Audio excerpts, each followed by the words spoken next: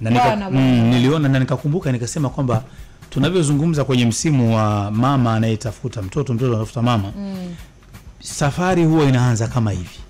Matukio kama haya kusikitisha yanaanza kama hivi, alafu baadaye sasa baada ya miaka 20, baada ya miaka 19 na kadhalika, anakuja mtoto anasema kwamba mimi nilipewa hadithi, mama yangu alinitupa.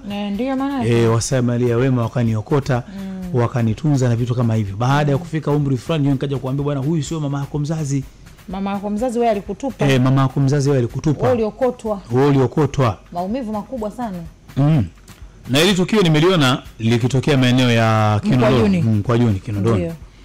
Ambako nilimwona dada ambaye ametembea sana katika mitandao ya kijamii, ambaye alikuwa ni jirani tu kuitwa, na nikamwona mwenyekiti wa serikali ya mtaa, wakawa wanaangalia kwamba tutampa vipi huduma huyu mtoto.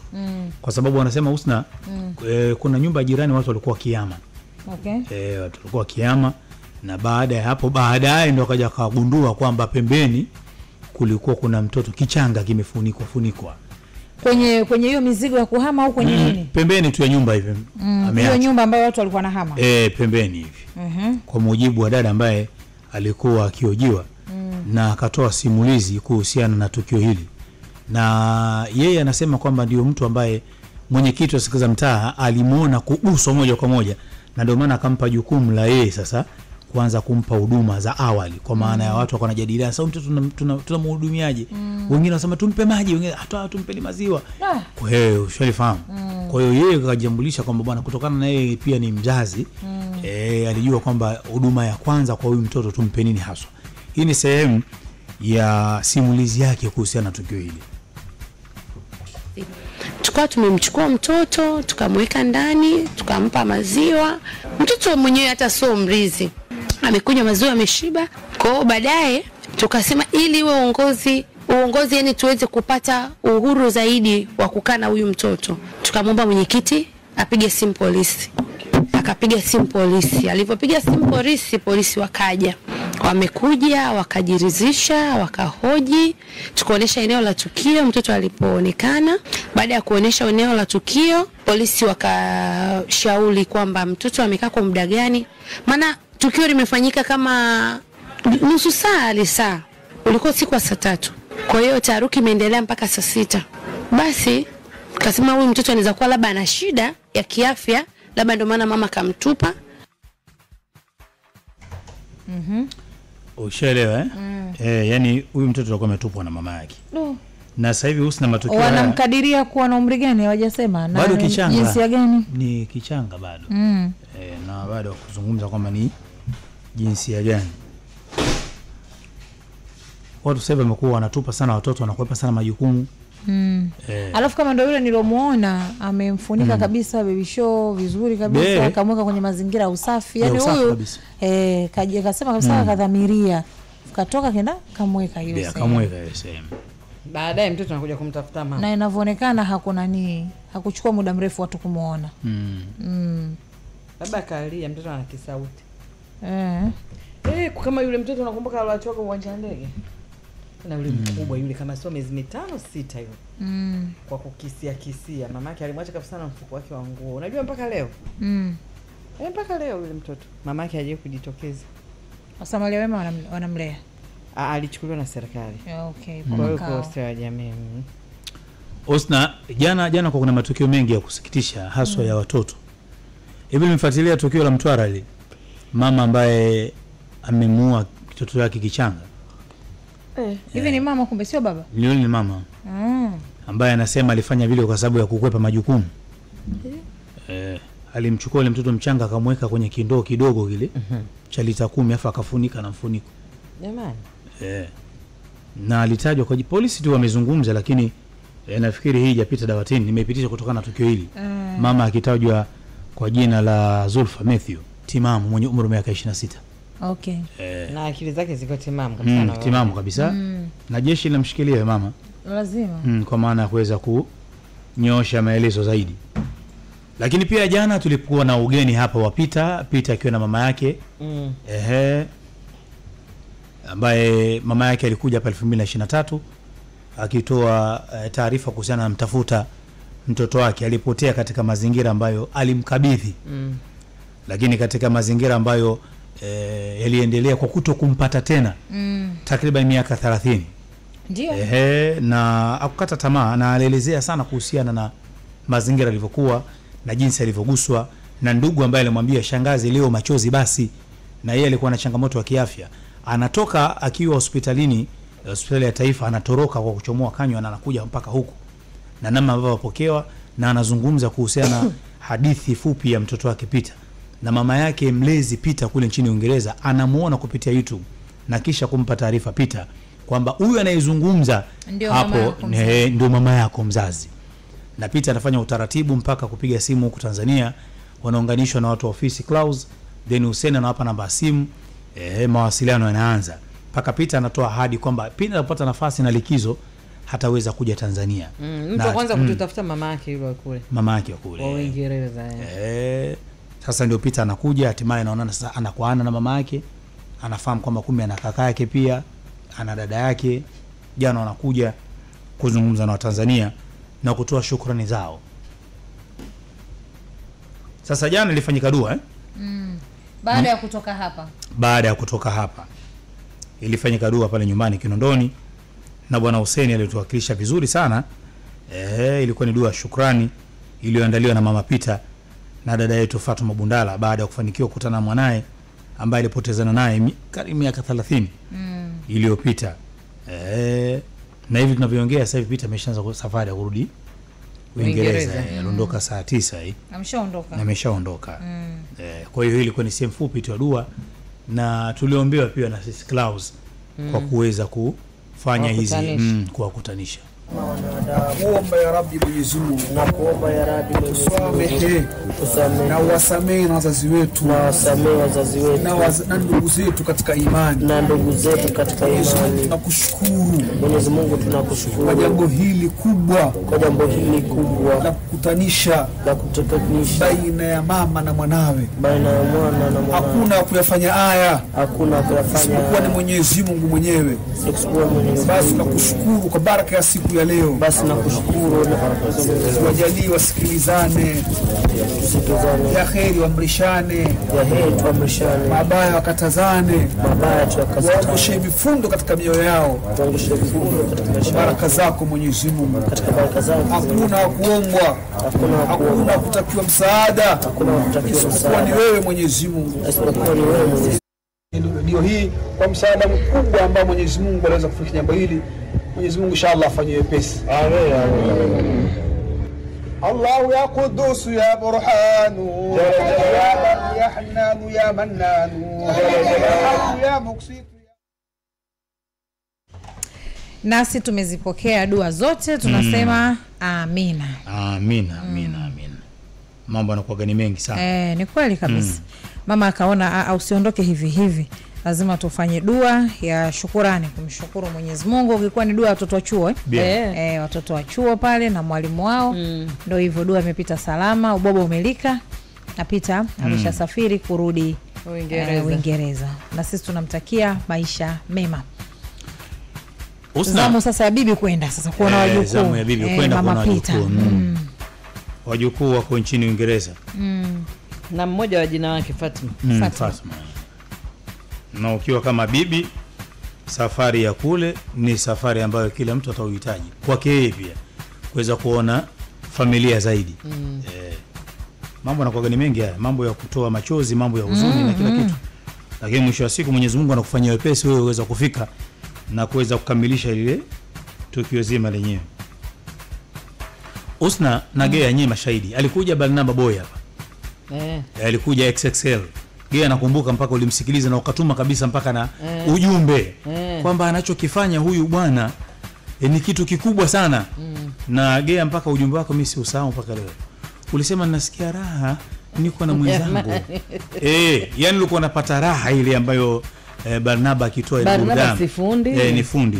Sasa naona XXL kama umeanzisha utaratibu wa kuweza kutafuta baadhi ya vijana ambao wanaweza kufanya live. Na nikaona jana mchakato ulikuwa ni mzuri sana.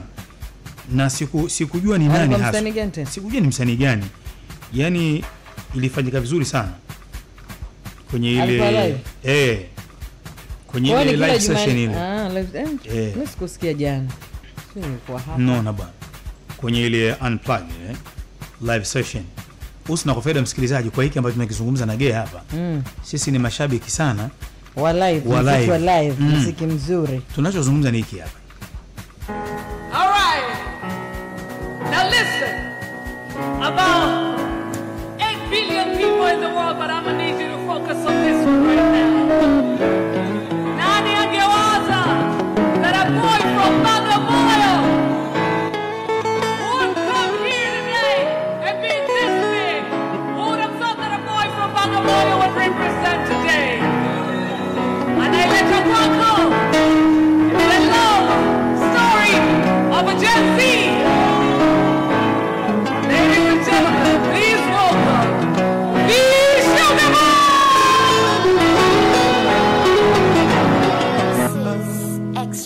Extra large. Ni sababu ya mapendo, siwezi kwenda mbali nikose uwepo wako. Nataka kila siku niwe karibu yako, unipe pendo lako. Ni sababu ya mapendo, siwezi kwenda mbali nikose uwepo wako. Nataka kila siku niwe karibu yako, unipe pendo lako. Haikuwa rahisi ku maintain this love, sababu ya chako nyinja tulisaba. Girl, you're my woman, womanly. We peke ndo nilikupeleka nyumbani na kupa good love. Na na na na, acha nikupe good love.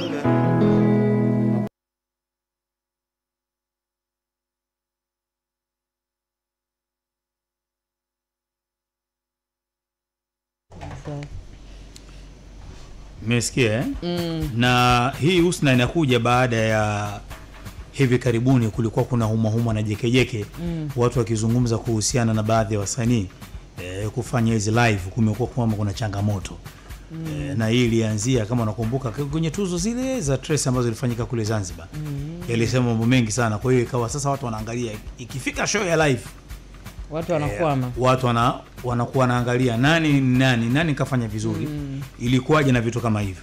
Sasa nafikiri XXL kwa maana ya kuweza kuunyanyua au kutoa nafasi ya muziki wa live, ya muziki wa live, ndio maana umeona kuna kitu kama hicho kinakuwa kuna session yao ya wanamuziki kuja kuna kinachofanyika zaidi, ambako mina hali alizungumza na Bwana Hussein kwa ajili ya ufanuzi zaidi kwa hii session za live zinazofanyika. Wao kama wao XXL wameona nini zaidi? Yeah, what up team, leo tena mko poa. Bana, hiyo video ambayo inasambaa tukiwa kwenye live session, hiyo ni segment mpya kwenye XXL ambayo inaruka mostly kila Jumatatu. Na ni segment inaitwa XXL Unplugged, ambapo tunakuwa na wasanii wakiimba live. Tulikuwa na Banaba, tukawa na V Sugar Boy. So ni wasanii zaidi wana perform live baada ya kuona kuna challenge ya wasanii wengi kuanza kusemwa kwamba wasanii wa Tanzania live performance hawawezi. Tumeona uweke huu utamaduni ili ku-upgrade muziki wa live, lakini pia kuwapa wasanii challenge kufeel kwamba okay, ngoja sehemu fulani, jukwaa fulani la kujitesti, la kufanya live, lakini pia ku-enhance wengine ambao labda bado wanajifunza waendelee kukaza ili waweze kufanya live music, na pia kuonesha talent ambazo ziko mtaani, ambazo nyingine utakuta kabisa pengine hana hit songs kubwa mjini, lakini ni noma kwenye live music. Kwa hiyo ndo sababu ya kuanzisha, na of course ni burudani mwisho wa siku. We thought kwamba ukiwa na live music redioni, mtu anasikia live, anaona kwenye digital live, yani hiyo feeling inakuaje. Kwa hiyo ni era mpya kwenye XXL, hiyo inaitwa XXL Unplugged. Ndo hayo tu. Ni hayo Minali, ni hayo. Haya, asante. Kila laheri. Na mimi nimependa kwa kweli kwa sababu wa kuweza mnapofanya session kama hizi ni kwamba sasa kutambua, kusaidia, kusupport lakini pia kuibua vipaji vya wasanii wengine ambao wana uwezo zaidi wa kuweza kufanya vitu vya live kama hivyo. Mshanifahamu Ndio. Lakini Husna, lingine tukiingia kwenye michezo nimeona jana Ahmed Ali semaji la klabu ya Simba ameuzungumzia mchezo wa tarehe 15 ambako yeye kikubwa zaidi anasema ndio mchezo ambao utakaowapa ubingwa msimu. Unaona sasa hivi kumekuwa kuna homa tayari kuelekea mchezo wa Juni 15 Yanga dhidi ya Simba, Yanga akiwa mwenyeji. Japo kumekuwa kuna mambo mengi ambayo yanazungumzwa, kumekuwa kuna pressure hapa na pale kuhusiana na mchezo wenyewe. Ushanifahamu bwana? Hii hapa ni taarifa ya semaji Ahmed Ali. Mchezo wa tarehe 15 ndio cornerstone, ndio mchezo ambao utakwenda kutupa dira ya ubingwa msimu huu, na kwa mantiki hiyo tunaanza maandalizi na mazoezi mapema kuelekea katika mchezo huo, na wachezaji wote ambao hawapo kwenye majukumu ya timu ya taifa mwishoni mwa juma hili wataamkia Mo Simba Arena kuanza program ya maandalizi na mazoezi kuelekea mechi yetu ya tarehe 15. Sisi viongozi, benchi la ufundi na wachezaji tunaanza rasmi maandalizi na mazoezi kuelekea katika mchezo huu, na nichukue nafasi hii kuwaambia wana Simba ya kwamba waanze maandalizi sasa kuelekea katika mchezo huu. Usisubiri kipenga, usisubiri parapanda. Muda ndio huu wa wana Simba kuanza maandalizi kuelekea mchezo wetu wa tarehe 15. Lakini kwa kipekee kabisa tuwaombe wenyeji wa mchezo huo watutangazie viingilio mapema, ili sisi wana Simba tuanze kununua tiketi mapema. Na sisi tumeamua kusimama na taarifa za mamlaka. Mamlaka wanasema kitu gani? Mamlaka wanatuongoza kitu gani? Mamlaka wametuambia nini? Mamlaka zimetuambia tarehe 15 mechi ya 184 itachezwa nchini Tanzania. Mambo hayaeleweki. Mambo eleweki. Ni swala la kusubiri tu kwamba itakuwaje. Ndio tunasubiri tu anatakavyokuwa. Simba wanasema jamani wao wako tayari. Huko tunaambua Yanga wao bado hawapeleki timu na mechi zinatangazwa. Sasa itakuwa vipi mambo kama haya? Na nimeona Yanga kwa taarifa za kidigitali upande wa michezo nasema kwamba timu inafanya mazoezi, na umekuwa unajiuliza sasa Yanga anafanya mazoezi kujiandaa kwa mechi ambazo zimebaki, kwa sababu unaona kuna Prison, kuna Dodoma Jiji, ushanifahamu bwana. Lakini ukimwona sasa unajua kuna taarifa zingine za kusema kwamba mpaka sasa hivi Yanga haijapeleka taarifa rasmi ya barua kuhusiana na mchezo wenyewe, kwamba mwenyeji na gharama zile kulipia na vitu kama hivyo. Kwa hiyo bado kumekuwa na mkanganyiko. Je, watafanya maana bado siku zipo. Leo tarehe 4, mechi tarehe 15. Tuna siku 11 zaidi. Wanaweza wakapiga hapo siku ya 7, siku ya 8. So unajua mambo ya engineer simu moja wakatuma kamati, watu wakamaliza. Maisha mengine yakaendelea. Watu wana mashaka, wana hofu na yale mazoezi. Wana hofu. Lakini kingine pia wanasema kama mchezo uchezwi, barua iko wapi ya rasmi ya kukataa ya kutoa taarifa kwamba hatutocheza? Kwa hiyo kumekuwa na mambo kama. Muulize Dula, mazoezi ni ya nini? Dula. Naam, wema karibu sana ndugu yangu. Leo Jumatano tarehe 4 dawatini kwenye michezo ya kubabiza. Na hapa ambapo tunazungumza ni kauli ambayo ametoka kuzungumza hapa Ahmed Ali semaji la Simba kuhusiana kiutaji wa mchezo wa tarehe 15 kwamba ni moja kati ya mchezo ambao utajipambanua kwenda kuona ile njia ya kuelekea ubingwa kwa klabu ya Simba Sports Club.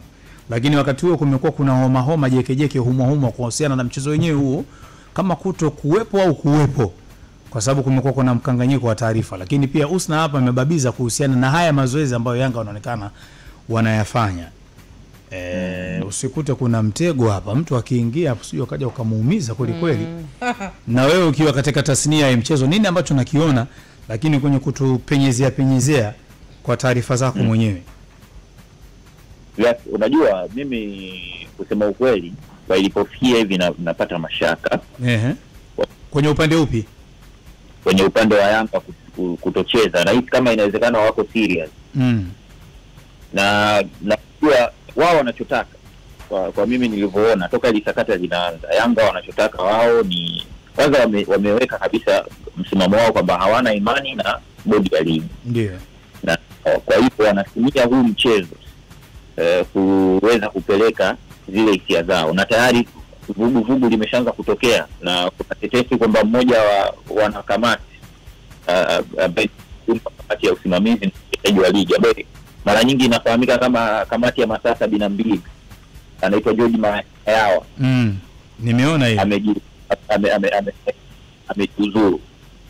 Sasa hii manake ni kwamba Yanga kama tayari kuna wajumbe wameshaanza kujiuzuru kwenye nafasi zao kwa kuamini kwamba kuna matatizo ndani ya bodi ya ligi, basi jambo lao linaweza likatimia. Na kama ukishaona umepeleka mashambulizi na tayari milio imeanza kusikika, manake kinachotokea hapo ni kuendelea kushambulia.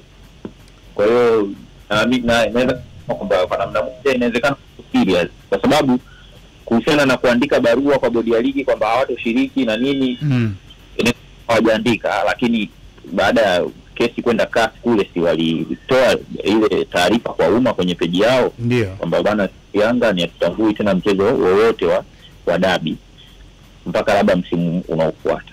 Kwa hiyo swala kama hawajaandika sidhani kama ni la msingi, kwa sababu tayari walishatoa taarifa, japokuwa kitaratibu wanatakiwa waandike kwa maandishi kwa hawatoshiriki mchezo.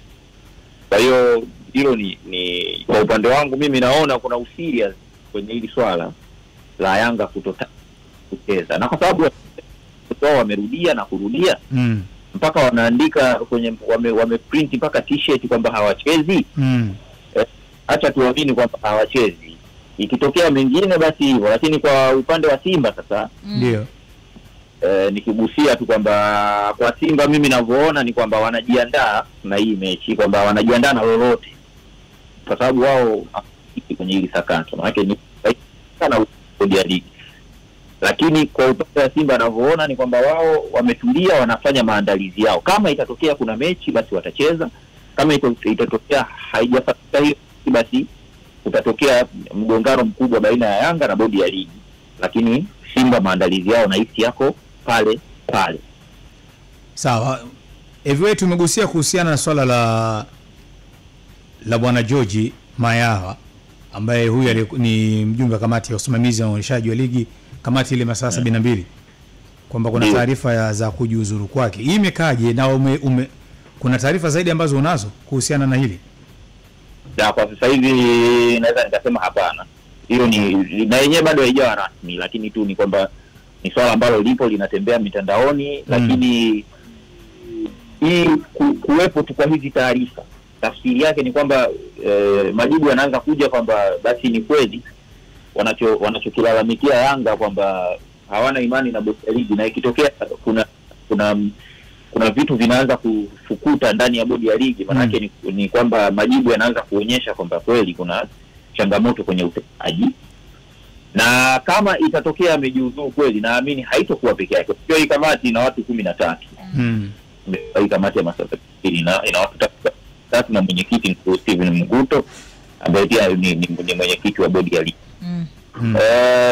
Kujiuzuru kwake kunaweza pia kukapelekea wengi zaidi kujiuzuru. Yaani mpaka kufikia tarehe 10 inawezekana tukasikia wajumbe wengi zaidi, angalau 4 wakajiuzuru pia, kama itatokea kuna mmoja amejiuzuru. Na inategemea na upande gani unahitaji zaidi. Kwa mfano kama Yanga wakizidi na msimamo wao, alafu na bodi ya ligi nao wakawa wanahitaji sana hii dabi kuchezwa kwa ajili ya kuendelea kulinda ile taswira ya bodi ya ligi, basi kwa namna moja au nyingine itabidi wajumbe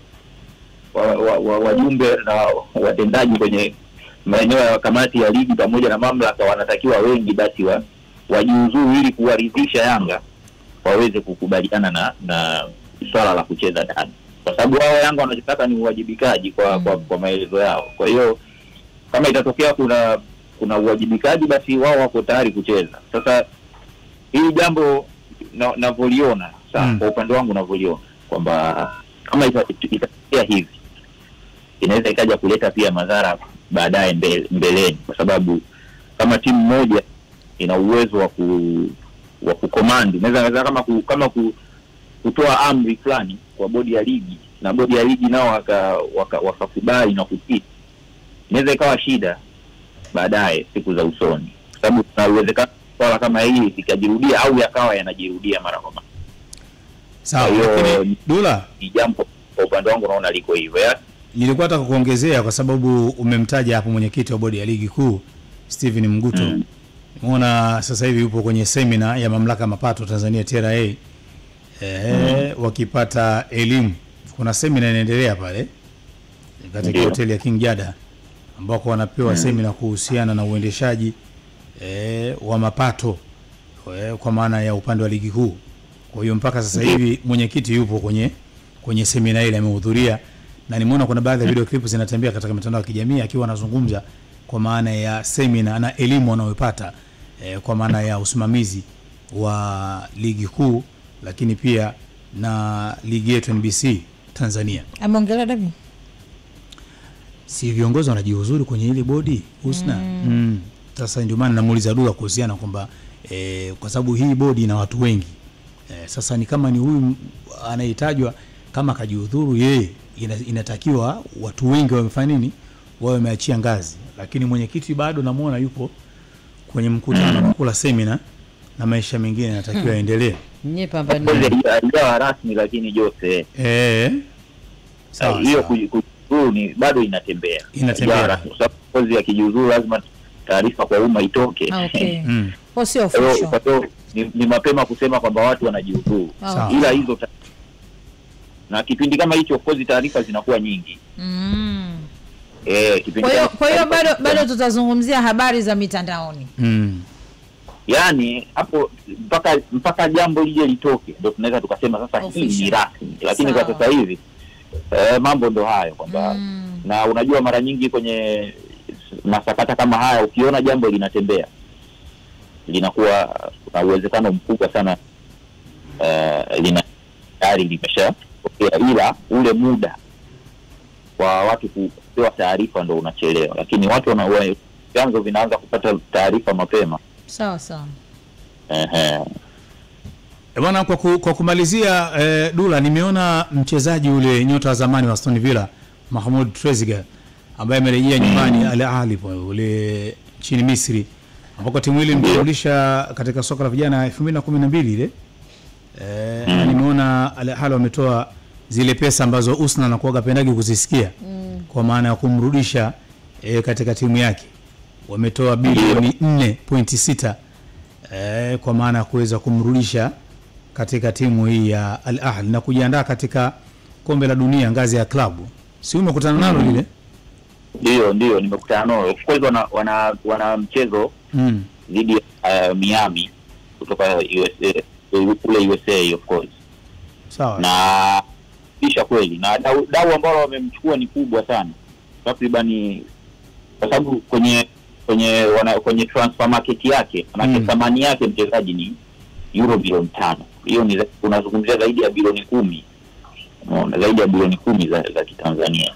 Sawa. Kwa hiyo sijua kama Al Ahly wamemchukua kwa dau hilo, lakini hilo ndo dau lake ambalo linasoma hapa. Na kwa sababu umenileta huko hata nigusie sehemu moja muhimu sana. Unajua nilikuwa nazungumza jambo fulani kwamba hii michuano ya vilabu vya dunia hiyo. Yaani vilabu manake World Cup kwa upande wa vilabu vinafanya hizi timu kubwa Afrika kuendelea kututawala na kutunyanyasa, kwa sababu fikiria wanamsajili mchezaji kama huyu ambaye ameshacheza Aston Villa, amecheza katika timu mbalimbali Ulaya ikiwemo Uturuki, amecheza Ubelgiji, alafu bado ana umri ambao sio mkubwa sana, sababu by the way ana miaka 30. Alafu baadaye wakishatolewa kule kwenye michuano ya vilabu vya dunia wanakuja huku kucheza na Simba na Yanga na nani kwenye michuano ya ligi ya mabingwa. Manake tutaendelea kuamudu kwa sababu wanafanya maandalizi makubwa sana kwa ajili ya michuano kama hiyo, alafu wakija huku tunacheza nao katika namna ambayo hatuwezi tena kukabiliana na ukubwa wa vikosi vyao.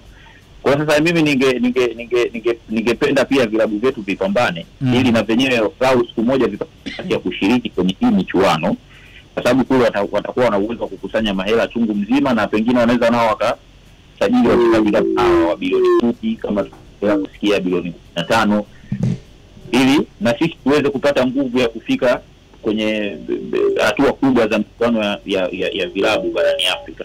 Kwa hiyo robo tufike nusu, tufike finali. Kwa hiyo nimeiona hii habari na nafikiri tunapata funzo na plani hizi zetu za nyumbani. Jinsi gani tunatakiwa tuongeze sijui niseme bajeti au ili sisi kutoa ushindani kwa vilabu kama hivi. Asante sana Lula, asante sana leo siku ya Jumatano tarehe 4 kwa kuweza kutupitisha haswa katika stories za kimichezo. Tusimamie kwenye uwekezaji. Heavyweight, nakushukuru sana leo siku ya Jumatano kuweza kutupitisha kwenye upande wa michezo. Nashukuru. Asante sana. Husna Abdul, nashukuru sana na mimi leo siku ya Jumatano tarehe 4 ambako tulikuwa na wadau wengi sana. Juma Kivuruga kutokea Mwanza, mkubwa James kutokea kule nchini Holland. Tunashukuru sana kuwepo pamoja dawatini. Tunaenda chini. Jana umemwona Ibra Wakonda Gang akitambulisha new management. Wacha New management baada ya kuondoka kwa Konde. Alafu za chini ukasikia kuna kampuni kutokea Kenya kama nataka ingie na mikataba hivi za chini, zile za chini kabisa. Baada ya kusikia kama kuna kampuni kutokea Kenya na wadau kutokea Kenya nataka nao waingie naye katika joint, wafanye naye kazi. Nikakumbuka masuala ya bilioni 1.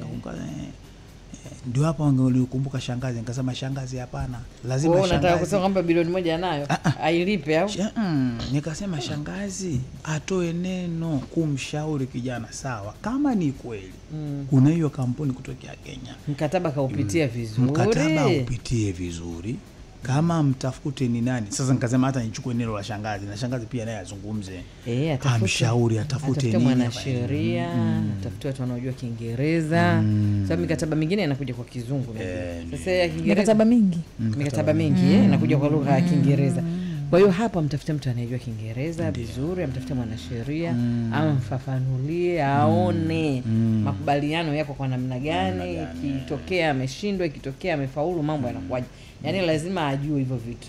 Lazima ajue. Maana hapa Konde katika bilioni unajua huko tena shafuka njia nchi. Ndio Kenya huko. Ushaelewa? Na ulivogusia kusana Kiingereza. Kwani mna uhakika hajui? Hicho Kinge. Anaweza kama anajua lakini sio kwa kiasi hicho. Alivogusia Kiingereza Husna. Jana ulivyokaa mwenyewe nyumbani ukapitia ukurasa wa Clouds. Alafu angalia zile comment zetu. Kuhusiana na nini? Kuhusiana na Kiingereza ambacho jana kwani kujua Kiingereza kilikuwa ndo kinataka kuanza. Husna Kiingereza lazima. Ndio maana sisi tuliamua kusitisha kwa sababu pale ndo yani pale ndo tulikuwa tunataka kwanza tungeacha watu wengi wasielewe kwa sababu sisi wasikilizaji wetu ni wa Tanzania. Sasa hapo ndo tulikuwa ndo tunakianza yakaja mambo yale. Tungeendelea dakika 15 ingekuwaje? Ladies and gentlemen, kila siku zipo zilizokiki. Asante kwa TAF. Coca-Cola, maajabu halisi. Vigezo na masharti kuzingatiwa.